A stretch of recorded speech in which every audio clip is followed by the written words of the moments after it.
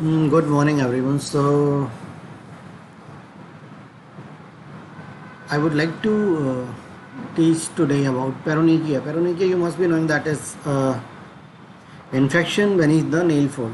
So, before reading about paronychia, we should be aware of the anatomy of the nail. So, this is the free edge of the nail. You must be knowing.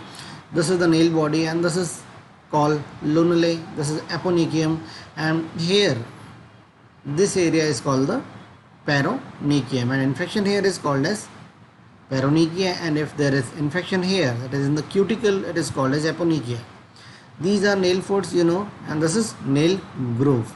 So this will make you better. This is free edge, nail body, nail root, nail fold, aponychium, nail matrix, nail bag. So let's move. So this is a picture showing paronychia. Here are the infection in the lateral nail folds.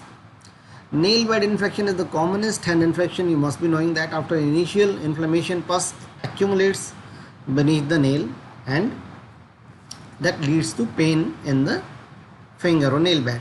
It is best treated with incision and drainage and appropriate antibiotic therapy. You must be aware of this. And incision and drainage is specific to this. I'll tell you how it is done. Sometimes, but not always, it is facilitated by partial nail removal when there is deeper infection. So that allows the full drainage of the collection. Now, what is nail plate? Nail plate is invagination into the dorsal skin extending down to the distal phalanx periosteum. So from, you can say, the visible portion to the invisible portion, which is going deep to the phalanx periosteum or the distal phalanx. So predisposing factors are anything that causes nail trauma, like manicures, artificial nails, and nail biting are the predisposing causes for paronychia. So it can be of two types, acute and the chronic. We will discuss about acute paronychia because this has been asked in the professional examination as a short note. So the causes of acute paronychia are Staph aureus and Streptococcus species most commonly, and the clinical features you must be knowing: whenever there is infection or abscess, there is pain, there will be erythema, swelling, and purulent drainage involving the perilingual tissue if there is severe infection.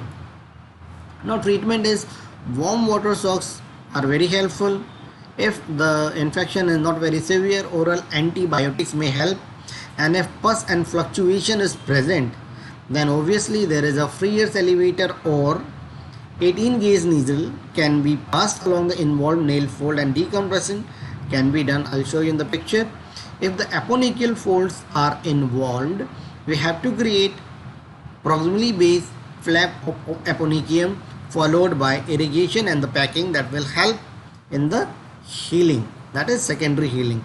If the infection extends beneath the nail plate, you know that, then in that case removal of nail is required. Now this is special incision and drainage about the paronychia. This is the 18 gauge needle that is given in the Bailey and Love as a picture. So we pass the needle in the flap and we let the pus drain through this small opening, and we just move it to involve the whole of the area. The needle is inserted between the nail fold and the nail plate at the location of maximum fluctuation. So this is the paronychia, and this is the needle being inserted between the nail plate and the fold, and pus is being drained.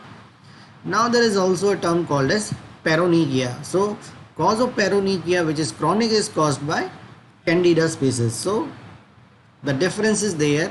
In acute there were Staph aureus and Streptococcus species, but in chronic there is Candida species. So predisposing factors is again working in moist environment. Also, when there is submersion of hand in water for a long time, like some work which involves like submerging the water and submerging the hand in water for long durations may lead to chronic paronychia.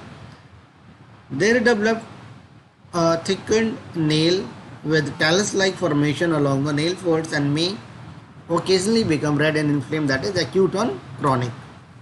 So they do not respond to antibiotic treatment because it is first of all caused by candida, and nail plate removal with marsupialization of the skin proximal to the aponychial fold done to allow the wound to heal by secondary intention. And for full successful treatment, the correct environmental factors which lead to chronic paronychia should be removed or treated. Thank you so much. This was a very short lecture.